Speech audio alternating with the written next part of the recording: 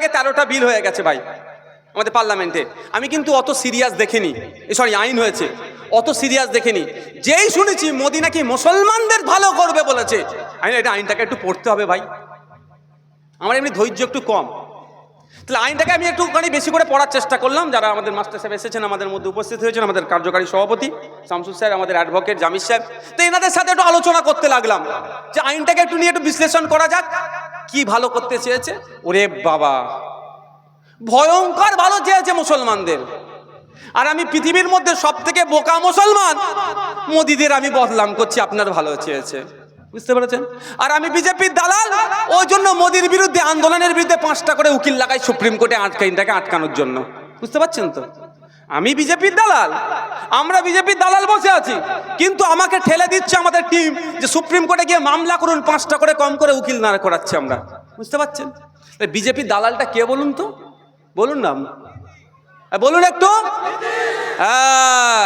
যারা বলছে দিল্লিতে গিয়ে আন্দোলন করুন, তারা বিজেপির বন্ধু না পশ্চিমবাংলার মুসলমানদের বন্ধু, আপনারাই ডিসাইড করে নেবেন। ফিরে আসা যাক। তো আমি আপনাকে ক্লিয়ার করে দিই, মোদি না মুসলমানদের ভালো করবে, মোদি না গরিব হিন্দুদের ভালো করবে, এই মোদি শিল্পপতিদের ভালো করবে, তাছাড়া কারো ভালো করবে না, এরা মাথায় রাখবেন। আপনার এলাকার যিনি হিন্দু ভাই আছে, 10 বছর 20 বছর একসাথে উঠা বসা করছি, তাকে বুকে হাত দিয়ে বলতে বলুন, সে যেই অবস্থায় ছিল 10 বছর মোদি ক্ষমতায় আসার পরে তার অবস্থার পরিবর্তন হয়েছে না আরো খারাপ জায়গায় গিয়েছে, তাকে জিজ্ঞাসা করুন, তার খারাপ জায়গায় গিয়েছে। কিন্তু দেখুন খোঁজ নিয়ে, রাজনাথ সিং এর ভাইপো অ্যাভিয়েশন মিনিস্টার এর আগের বছরে যিনি ছিলেন, তার বড় ছেলে অমিত শাহজির ছেলে জয় শাহজির কোন জায়গায় চলে গিয়েছে। আর আমার পাড়ার হিন্দুর গরিব যিনি রাম কাকার ছেলে, রাম কাকার অবস্থা কোথায়? তলনিতে। ঠিক একইভাবে 2011-এর আগে মুসলমানদের ভালো চেয়েছিল, নওশাদ সিদ্দিকীদের ভালো চেয়েছিল মমতা ব্যানার্জি। খোঁজ নিয়ে দেখুন না যারা বসে আছেন এখানে, মমতা ব্যানার্জির ভাইপো অভিষেক ব্যানার্জি 2011 সালে তার কত সম্পত্তি ছিল, কোন জায়গায় ছিল, আর আপনার ভাইপো কোন জায়গায় ছিল? এই 15 বছর হতে চলেছে, ওরা রকেটের গতিতে বেরিয়ে যাচ্ছে, আর আপনার ভাইপো ভ্যান চালাচ্ছে। ঠিক কথা বলেছে একদম, বুঝতে পারছেন? তো আসা যাক মোদির কাছে। মোদি না হিন্দুর ভালো চাই না মুসলমানের ভালো চাই, মোদি কাদের ভালো চাই জানেন? মোদি ওপেন কল দিচ্ছে, বোঝানোর জন্য বলছি, কলকাতা এয়ারপোর্টটা বেসরকারিকরণ হবে, কে লিজ নেবে? আপনার পাড়ার রাম কাকাকে অফার করছে, আর আদানি আম্বানিদেরকেও বলছে। বলেন আপনার পাড়ার রাম কাকা বা সরস্বতী মা বা ফতেমা মা যে কেউ হতে পারে, সে কলকাতা এয়ারপোর্টটাকে লিজের মতো নেওয়ার মতো ক্ষমতা আছে? কিন্তু বলছে ওপেন টু অল, আমি করছি, ট্রেনকে কিনবে, স্টেশনকে লিজ নেবে, সব বেসরকারিকরণ হয়ে যাচ্ছে। সবাইকে বলছে, নওশাদ সিদ্দিকীকে বলছে দম থাকলে তুমি কেন, বিশ্বজিৎ দাকে বলছে তোমার জন্য অফার আছে, আর আমাদের পার্টির যে একটা ছোট্ট কর্মকর্তা নিমাই মুন্ডা অশোকনগরের, তাকেও বলছে তুমি কি হাওড়া স্টেশনটা ভাড়া নেবে? আর আদানি আম্বানিদেরকেও বলছে তুমি কি হাওড়া স্টেশনটা ভাড়া নেবে? বলুন নিমাই মুন্ডা, বিশ্বজিৎ মাইতি, নওশাদ সিদ্দিকীর ক্ষমতা আছে নিয়ার? তো কে নেবে? ওনার বন্ধুরা নেবে। কিন্তু বোকা সবাইকে বানিয়ে দিচ্ছে। আমি ফিরে আসা যাক এই আইনের দিকটাতে। তো মুসলমানদের ভালো চেয়েছে, আমি একটু খুঁটিয়ে দেখলাম কেমন কেমন ভালো চেয়েছে। কয়েকটা পয়েন্ট বলবো, ছোট থেকে একটু বড়র দিকে যাব। এই আইনে বলা ছিল, 1995 সালের যে আইনটা ছিল, বলা ছিল ওয়াকফ সম্পত্তি নিয়ে কেউ দুর্নীতি করলে তার 2 বছর পর্যন্ত জেল হবে। আর মোদি মুসলমানদের ভালো চেয়ে সেই জেলেটা 12 বছর করা দরকার ছিল, ও কমিয়ে মাত্র 6 মাস করলো। মানে ওয়াকফ দুর্নীতি কর, 6 মাস জেল কাটার পরে তুই ছাড় পেয়ে যাবি। মোদি যদি মুসলমানদের ভালো চাইতো, মোদিজি মুসলমান মায়েদের যদি ভালো চাইতো, মুসলমান বিধবা বোনেদের যদি ভালো চাইতো, তাহলে তো ওই 2 বছরের শাস্তিটা তো 12 বছর করে দিতে পারতো ভাই। যে ওয়াকফ সম্পত্তি নিয়ে কেউ দুর্নীতি করলে সেটা কোনো হাকিম হতে পারে। কদিন আগে হাকিমের একটা নাম দেখছিলেন না পেপারে, সম্পত্তি চুরি করেছে। হ্যাঁ, সে হাকিম হতে পারে, আর ডাক্তার হতে পারে, কোয়াক ডাক্তার হতে পারে, ছুতুরে মিস্ত্রি হতে পারে। যে বেটা ওয়াকফ সম্পত্তি নিয়ে দুর্নীতি করবে, আমি মোদি মুসলমানদের ভালো চাইছি, তাকে 12 বছর জেলে রাখবো। তাহলে তো সাবাসী দিত নওশাদ সিদ্দিকী। তার পরিবর্তে আপনি কি করলেন? 2 বছরটা কমিয়ে 6 মাসে এনে দিলেন। এই ভালো আপনার করেছে। আপনি মাথায় রাখুন, যারা মুসলমান আছেন এখানে, তাদের এত ভালো করেছে, মানে শাস্তিটা কমিয়ে দিল। আর কি, ওয়াকাফ সম্পত্তি থেকে যে রেভিনিউ হয় সবটা ডাইরেক্ট ওয়াকাফ বোর্ড পরিচালনা করতে পারে না। কিছু আছে কি মোতওয়াল্লিতে পরিচালিত হয়। সেই মোতওয়াল্লি দ্বারা পরিচালিত সম্পত্তির বছরের শেষে যে ইনকাম হয়, রেভিনিউ আসে, তার 7% ওয়াকাফ বোর্ডকে দিতে হয়। ঠিক আছে, ওই 7%টা মোদিজি কমিয়ে 5% এনে দিল। ওই 7% থেকে কি হতো, যদিও এরা লুটে খাচ্ছে, মমতা ব্যানার্জি সরকারের আমলে এসে লুটে খাচ্ছে, লুটে পিটে খাচ্ছে এরা, কিন্তু লুটে পিটে খাচ্ছে বলে সব বন্ধ করতে পারে, এটা তো হয় না, হতে পারে। এই লুটাটা বন্ধ করতে হবে। ওই 7% থেকে কি হতো, বিধবা ভাতা, বার্ধক্য ভাতা, মেয়েদের বিয়ের জন্য ওয়াকাফ বোর্ড থেকে সহযোগিতা করা, ছেলে মেয়েরা যে পড়াশোনা করছে, ভালো রেজাল্ট করছে, স্কলারশিপ দিও, এইগুলো দেওয়ার ব্যবস্থা ছিল। 7% রেভিনিউ। মোদি এসে ওয়াকাফ বোর্ডকে দুর্বল করতে চাইছে। মোদি এসে মুসলমানদের ছেলেরা স্কলারশিপের জন্য আন্না টাকা পায়, মুসলমানদের মেয়েরা যাদের বিয়ের জন্য সহযোগিতার পরিমাণ যাতে কমিয়ে দেওয়া যায়, সেজন্য কি করলো, 5% করে দিল। মোদির এসে তো 14% করা দরকার ছিল। যত বেশি টাকা ওয়াকাফ বোর্ডে যাবে, ওয়াকাফ বোর্ড তত মুসলমানদের কাজ করবে, তাই তো? এই হচ্ছে মোদির ভালো। মোদি এসে কি ভালো খারাপ করলো, সরি, ওর ভাষায় ভালো, আমার ভাষায় খারাপ। কি খারাপ করলো? প্রিন্সিপাল অ্যাক্ট 1995, 1995 সালের। এই কারো খারাপ লাগছে ভাই? না, তকবির দেবো, চলে যাবো, কোনটা করবো ভাই বলো? এখন তো না বলছেন, সবই হলো, তকবিরটা কেন দিলুনি ওয়াকাফের মিটিংয়ে? বুঝতে পারছো নি? জুম্মার দিনে তো আপনারা নামাজ পড়তে যান, যারা মসজিদে যান, মুসলমান যারা নামাজে যান, তো নামাজের তকবির ছাড়া একটা এক্সট্রা তকবির দেন আপনারা? তাহলে ওয়াকাফ মাচামার জন্য এত তকবির দিচ্ছেন কেন? কে দিয়াচ্ছে? প্রত্যক্ষ পরোক্ষ কারা যুক্ত দেখুন। ওই চাইছে বিশ্বজিৎ দা, এরা যারা আমাদের পাশে আছে সব সরে যাক। এরা মাথায় রাখবেন, ঈদের নামাজে যাই বা 5 ওয়াক্ত নামাজে যাই, নামাজের মধ্যে তকবির ছাড়া কোনো জায়গায় তকবির দেন? হ্যাঁ, তাহলে এখন এত ঘন ঘন তকবির দিয়াচ্ছে কেন? বুঝতে হবে আপনাকে, এটা মোদির চাল, এটা মোদির চাল। মোদি চাইছে বেশি বেশি তকবির দেবে, হিন্দু মুসলমান আলাদা হয়ে যাবে। আর হিন্দু মুসলমান আলাদা করতে পারলে ওর বন্ধুদেরকে এই সম্পত্তিগুলো তুলে দিতে পারবে। এবার আপনি ভাবুন, মোদির চালকে ফেলিওর করবে না সাকসেস করবে, না আপনাদের উপর নির্ভর করছে। যাক, আসা যাক ফিরে। 107 সেকশন 107 ছিল, যে সেকশনে বলা ছিল লিমিটেশন অ্যাক্ট এর ক্ষেত্রে প্রযোজ্য নয়। ইন্ডিয়ান লিমিটেশন অ্যাক্ট 1963, 1963 সালে ভারতবর্ষে একটা লিমিটেশন অ্যাক্ট তৈরি হয়েছে। এটা অর্ডিনারি অ্যাক্ট, অনেক কিছু আছে, তার মধ্যে জাস্ট আমি বলছি। এই জায়গার একটা কেউ মালিক তো, এই জায়গাটার এই মালিকটা যে কেউ হতে পারে। আমি যদি 12 বছর এই জায়গার কোনো একটা কোণে বসে ব্যবসা বাণিজ্য করছি বা যা ঘরপর করে থাকছি, তাহলে জায়গার মালিক থেকে যাচ্ছে, কিন্তু সত্তার মালিক আমি হয়ে গেলাম। এটা লিমিটেশন অ্যাক্ট অনুযায়ী। তো আজ পর্যন্ত ভারতবর্ষের কোন ধর্মীয় সম্পত্তিতে 12 বছর কেন, 22 বছর কেন, 42 বছর কেউ থাকলেও লিমিটেশন অ্যাক্ট প্রযোজ্য ছিল না। এই যে চাকলার ধামের যদি কেউ সম্পত্তির ওপরে 22 বছর ধরে বসবাস করে, চাকলা ধাম যে কোনো সময় তাকে তুলে দিতে পারবে, ওটা মামলা করলেও মামলা টিকবে না। এটা ওয়াকাফের ক্ষেত্রেও ছিল, এটা ওয়াকাফের ক্ষেত্রেও ছিল। কিন্তু মোদি আপনার ভালো চেয়ে ওই আইনটা তুলে দিল। মানে কেউ যদি এখন ডিমান্ড করে, এই আমাদের এই তোমার পিয়ারুল ভাই, তোমার এলাকার যে মাজারের হারুয়া পীর গোরাচাঁদ রহমতুল্লাহ আলাইহির মাজারের যে সম্পত্তি 1000 বিঘা, 1000 বিঘা দখল করে রেখে দিয়েছে, 100 বিঘাও নাই। কিন্তু আইন এতদিন পর্যন্ত ছিল যে কোনো সময় বাকি 900 বিঘা জায়গা আমরা বুলডোজার দিয়ে হোক আর আইনের মাধ্যমে বলছি আমরা নিতে পারবো, ফিরে আসবে। কিন্তু মোদিজি ওই 900 বিঘাটা না আর আসে, তার জন্য লিমিটেশন একটা অমিট করে দিল। অর্থাৎ অর্ডিনারি সাধারণ মানুষের লোকের জায়গার উপরে যে আইনটা ছিল, যে আইন প্রযোজ্য, ওয়াকাফের সম্পত্তির উপরেও সেই আইন প্রযোজ্য। এবার আমরা বিরোধিতা কেন করছি? আমাদের বিরোধিতার করার এটাই কারণ, এটা ধর্মনিরপেক্ষ রাষ্ট্র। গির্জার সম্পত্তির ওপরে যদি লিমিটেশন অ্যাক্ট প্রযোজ্য না হয়, যদি আমাদের ধামের সম্পত্তির ওপরে, মন্দিরের সম্পত্তির ওপরে লিমিটেশন অ্যাক্ট নাই, গুরুদুয়ারা সম্পত্তির ওপরে লিমিটেশন অ্যাক্ট নাই, তাহলে আপনি ওয়াকাফের ওপরে কেন লিমিটেশন অ্যাক্টটা আপনি চাপ করছেন? বুঝতে পারছেন না?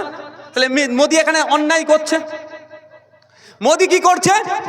ভবিষ্যতে আপনি ওয়াকাফ না করতে পারেন তার রাস্তা চিরতরের জন্য বন্ধ করে দিয়েছে এই আইনে। এই ওয়াকাফ করার জন্য কে দেখতো না? ওয়াকাফ করার জন্য কে ওয়াকাফ করছে দেখতো না। মোদি এসে কি করেছে জানেন? ভয়ঙ্কর করেছে একটা। ইসলামের মধ্যে যেটা নাই সেটাও মোদি করে দিয়েছে। প্র্যাকটিসিং ইসলাম। শেষ লাস্ট 5 বছর ধরে আপনাকে প্র্যাকটিসিং ইসলামের মধ্যে থাকতে হবে। যদি আপনি 5 বছর ধরে প্র্যাকটিসিং ইসলামের মধ্যে থাকেন তাহলে আপনি ওয়াকফ করতে পারবেন, নাহলে পারবেন না। ওয়াকফ দুভাবে হয়। অনেকে বলে আল্লাহর রাস্তায় জমি দিয়েছি, আমি কেন লড়াই করব? ঠিক কথা, কিন্তু আল্লাহর রাস্তায় জমি দেওয়া হয়, বংশ পরম্পরাতেও জমি দেওয়া হয়। ওয়াকফে আওলাদ, ওয়াকফে লিল্লাহ, কোনোটাই আর রাখছে না। কি করছে? 5 বছর আপনাকে ইসলামিক প্র্যাকটিসিং ইসলামের মধ্যে থাকতে হবে। কেমন প্র্যাকটিসিং ইসলাম? এবারে রোজা কটায় গিয়েছে? 1 মাস রোজা রেখেছেন তো 1 মাস রোজা রেখেছেন। ধরেন 14টা রোজার পরে যদি ফটাং করে আপনাকে কেউ জিজ্ঞাসা করে কটা রোজা হয়েছে, আমি বলতে পারতাম না। বিশ্বাস করুন, আমি কেন গুনিনি, কারণ 29 হোক আর 30 হোক, চাঁদ উঠবে ঈদ করবো। 29টা রোজা হয়েছে তো। আপনি এখন ওয়াকফ করতে যাবেন, অফিসারকে গিয়ে বললেন, স্যার আমার ওই 2 বিঘা কি 1 বিঘা সম্পত্তিটা আছে, আমি ওয়াকফে আওলাদও করতে পারি, ওয়াকফে লিল্লাহও করতে পারি, আমি ওয়াকফ করব, কাগজপত্র রেডি করুন। তখন অফিসার আপনার মুখের দিকে চেয়ে বললো, বাপ 70 বছর বয়স হলো এখনো মুসলমান হতে পারলে না? আপনি কি উত্তর দেবেন? না। কেন? তুমি 5 ওয়াক্ত নামাজ পড়লে না। কেন? আমি তো পড়ি 5 ওয়াক্ত নামাজ, শীতকালেও ছাড়ি না, ভোরবেলা ফজরে উঠি। তোমার কপালে দাগ নাই কেন? তুমি যাও, তোমার কপালে দাগ হলে তারপর তুমি আসলে মুসলমান। বেচারি ঘরে গিয়ে ছিঁড়ে কপাল কি করলেন? ওয়াকফ করতে হবে। কপালে দাগ না হলে মুসলমান হতে পারবো না, আসল মুসলমান হতে পারবো না। ছিঁড়ে নিয়ে গেলেন অফিসারকে। দেখুন স্যার, আমি নামাজ পড়ে কপালে দাগ হয়ে গেছে, আমি 5 বছর ধরে 1 ওয়াক্ত নামাজ কাজা করিনি। তখন বলবে, ঠিক আছে তোমার কপালে দাগ ঠিক আছে, কিন্তু তুমি এইবারে 29টা রোজা হলো 1 মাস, তারপরে ঈদ হলো, তুমি তো 27টা রোজা রেখেছিলে, 2টো ছেড়ে দিয়েছিলে। তুমি যাও, 5 বছর পরে আবার ঘুরে আসবে। বুঝতে পারছেন? মানে ইসলামিক আইন কানুন আপনাকে পুঙ্খানুপুঙ্খভাবে মেনে চলতে হবে 5 বছর ধরে, তাহলে আপনি ওয়াকফ করতে পারেন। তবে মোদিকে ধন্যবাদ দিতে হবে। আপনাকে কমপ্লিট ইসলামের মধ্যে থাকার জন্য মোদি কিন্তু আপনাকে তাগিদ দিচ্ছে। বুঝতে পেরেছেন? বুঝতে পারছেন না কি বলছি? ভাবুন, নতুন করে ওয়াকফ করার কোনো জায়গা আর রাখলো না। এবার বলুন, একটা করে অফিসার কি আপনার পেছনে সাথে দিয়ে রাখবে? আমি আমার কথা বলি, তাহলে আমি আমার বেডরুমে গিয়ে ঘুমোচ্ছি, আজকে ফজরের নামাজ পড়বো কি পড়বো না, তাহলে আমাকে একটা বেডরুমে অফিসারকে ঘুমিয়ে রাখতে হবে। তাহলে আমার গেটের বাইরে একটা অফিসারকে রাখতে হবে। এই ফজরে ভাইজান উঠে নামাজ পড়তে গেল কি গেল না, সবার সাথে তাহলে একটা করে অফিসার দিতে হবে।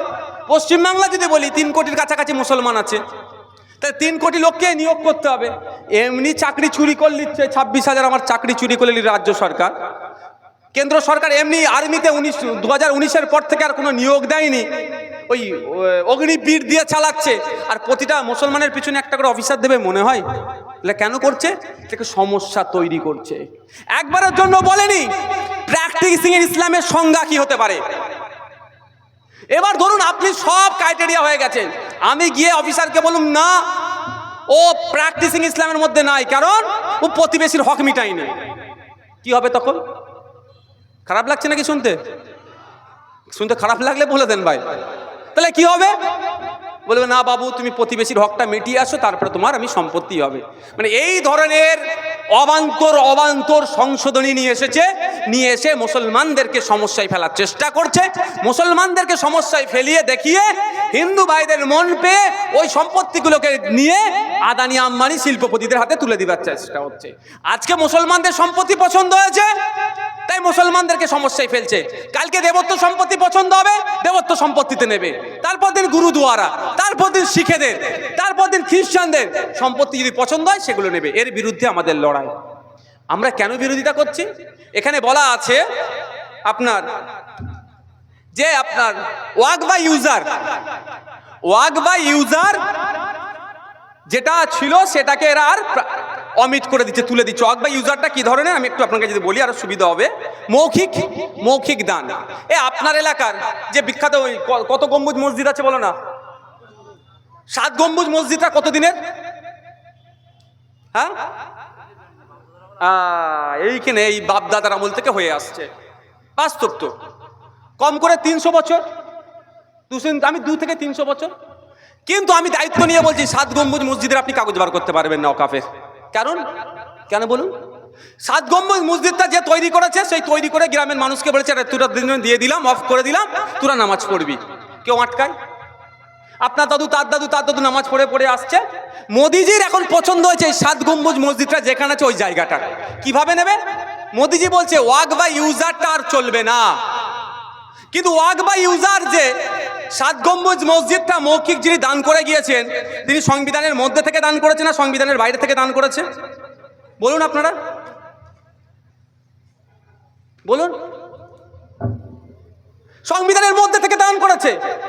কারণ যে আইনের মধ্যে থেকে করেছে, ওয়াক বাই ইউজার ইন্ডিয়ান এভিডেন্স অ্যাক্ট 1872 সালের যে আইনটা তৈরি হয়েছে, সেখানে বলা আছে মৌখিক দান বৈধ।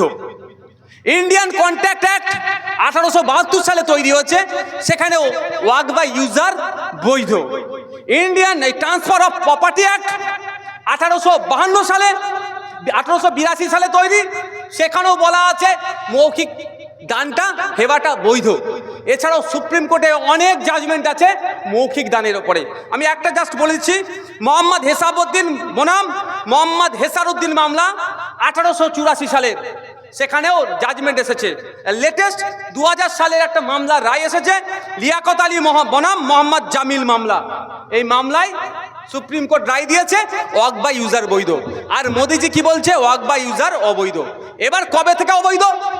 এই 300 বছর আগে যেটা দিয়েছে সেই দিন থেকে অবৈধ। যদি মোদিজি বলতো, আইন যদি বলতো যে আইন পাস হচ্ছে এরপর থেকে মৌখিক দান একটাও নেওয়া যাবে না, তাহলে ভাই আমরা মৌখিক করতাম না। আমার বাপ দাদু মৌখিক কেন করেছে? আইন ছিল বলে মৌখিক করেছে। এখন আপনি আইন বন্ধ করে দেবেন, মৌখিক করব না। কিন্তু এটার কারণ কি? ভারতবর্ষের যা ওয়াকাফ প্রপার্টি আছে তার 50% কি জানেন? মৌখিক। এই কবরস্থান, ঈদগাহ, মাদ্রাসা, মসজিদ সব পূর্বপুরুষরা বলেছে যা এটা আমার জায়গা, তুই এ কর। আমি দান করে দিলাম, ওয়াকাফ করে দিলাম, তোরা ওইটা ব্যবহার কর। ওখানে কবর দিবি, ওখানে নামাজ পড়বি, ওখানে না ঈদগাতে যাবি, সেইভাবে হয়ে আসছে। এইটাই এখন নজরে পড়েছে। ভারতবর্ষের যে 8 লক্ষ একর মতো সম্পত্তি আছে না, ওই সম্পত্তির মধ্যে 4 লক্ষ একর সম্পত্তি হচ্ছে মৌখিক। মোদিজিদের ওখানে নজর পড়েছে, তাহলে 4 লক্ষ একর সম্পত্তির কাগজ দেখাতে পারবে না, এরা নিয়ে নেবে। এর বিরুদ্ধে আমরা এবার এসে যাক, শুধু কি মুসলিমরা ওয়াক বাই ইউজার করেছে? হিন্দু সমাজ, খ্রিস্টান, দলিত, আদিবাসীদের ক্ষেত্রে কি আছে, বা অন্যান্য ধর্মের ক্ষেত্রে, সবার ক্ষেত্রে ওয়াক বাই ইউজার বৈধ, আর ওয়াকাফের ক্ষেত্রে ওয়াক বাই ইউজার অবৈধ। এই জন্য তো লড়াই। যেখানে সংবিধান ইকুয়ালিটির কথা বলছে, সাম্যের কথা বলছে, নাগরিক অধিকারের কথা বলছে, আপনি যেই ধর্মেরই হতে পারেন না কেন, সংবিধানের 26 নম্বর আর্টিকেল আপনাকে ধর্মচারণের, ধর্মীয় প্রতিষ্ঠানের রক্ষণাবেক্ষণ, তাকে আগলে রাখা, পরিচালনার যেখানে পূর্ণ স্বাধীনতা দিয়েছে। শুধু মুসলিম সম্প্রদায়ের উপরে আজকে আঘাত আসছে, মানে শুধু মুসলিমরা ভাববেন না নিজের উপরে আঘাত, এটা সংবিধানের উপরে আঘাত আসছে। তাই সংবিধানকে রক্ষা করার জন্য কোনো মমতা মোদির কারো কথা শোনার প্রয়োজন নাই। সংবিধান দেখানোর পথে আমরা প্রোটেস্ট করব, আইনি লড়াই করব। আপনার কলকাতা সুপ্রিম কোর্টে মাঠে ময়দানে শান্তিপূর্ণ লড়াই আমরা চালিয়ে যাব, এটা মাথায় রাখবেন। ভাই অনেক বলার ছিল, আজকের এই বক্তব্য এখানেই সমাপ্ত করছি, কারণ আপনার সন্ধ্যা হয়ে আসছে, আপনারা আস্তে আস্তে বিদায় নেবেন। যেতে যেতে আমার হাতের একটা কাগজ দেখে নেন। আচ্ছা 2 মিনিট ভাই বসে যান তো, 2 মিনিট। মমতা ব্যানার্জির আমলে চুরি কত হয়েছে একটু শুনবেন, শুনে ছেড়ে দেবো, শুনবেন ভাই? হ্যাঁ 2 মিনিট টাইম নেবো তাহলে। এটা হচ্ছে হাতে আমার একটা কাগজ আছে, 2019 সালে এটা পাবলিশ হয়েছিল, মদের দোকান ওয়াকাফ সম্পত্তির ওপরে। কার 2019 সালে পশ্চিমবাংলায় ক্ষমতায় কে আছে এখন? যিনি বলছেন দিল্লিতে গিয়ে আন্দোলন করুন, ওয়াকাফ নিয়ে গুতোগুতি করবেন না, তার দলের লোকেরা ভাড়া দিয়ে খেত। এবার আর একটু ওষুধ দিয়ে চলে যায় ওদেরকে। হ্যাঁ একটু ওষুধটা দিতে হবে তো, নাহলে তৃণমূলের নেতারা ফিক ফিক করে হাসবে। হ্যাঁ একটু ওষুধটা দিয়ে দিই, আছে কাগজ। মমতা ব্যানার্জি বলেছিলেন বেগম রোকেয়া রিসার্চ সেন্টার হবে আর ওয়াকাফ ভবন তৈরি করব। কোথায়? শিয়ালদার পাশে। 2014-15 আশপাশে বলেছিল। দুর্ভাগ্য, যেটা শিলান্যাস করেছিল সেটা এখন অকেজো হয়ে গেছে, আর নতুন একটা ঈদগাহ তিনি, কিন্তু ওয়াকাফ নিয়ে খুব চিন্তিত। আচ্ছা, কলকাতায় টিপু সুলতান আমরা জানি বিখ্যাত বাদশাহ। টিপু সুলতান তার সম্পত্তি আছে এতে আপনার টালিগঞ্জের দিকে, সেখানে তার টিপু সুলতানের বংশের লোকেরা যে কবরে আছে ওইখানে কবরের ওপরে বিল্ডিং বানিয়েছে সরকারি সম্পত্তির ভেবে, ওয়াকাফ সম্পত্তির ওপরে। তৃণমূলের আমলে হয়েছে।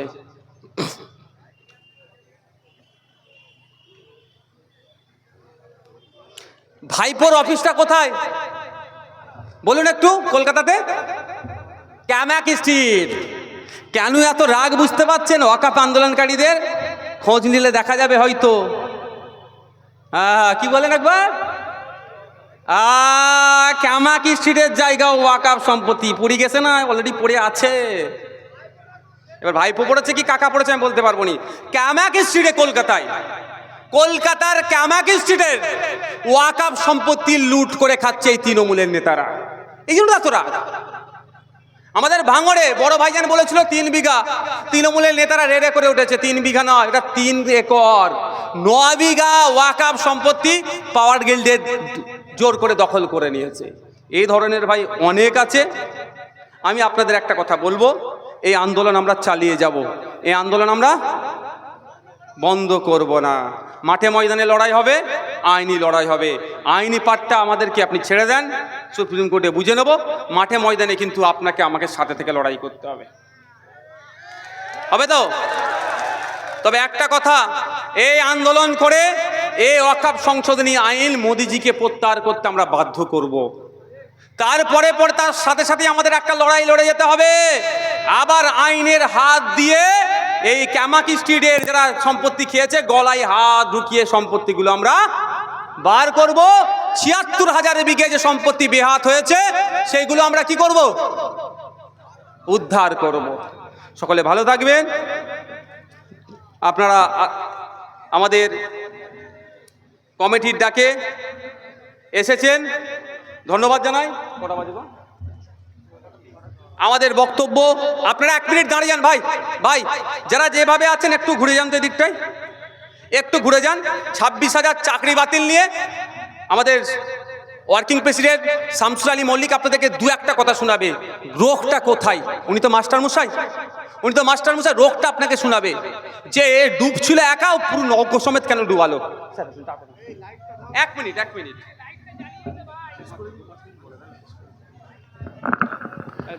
আসলে সভা শেষ, ভাইজানের বক্তব্যের পরে আর বক্তব্য রাখা যায় না, উচিত নয়।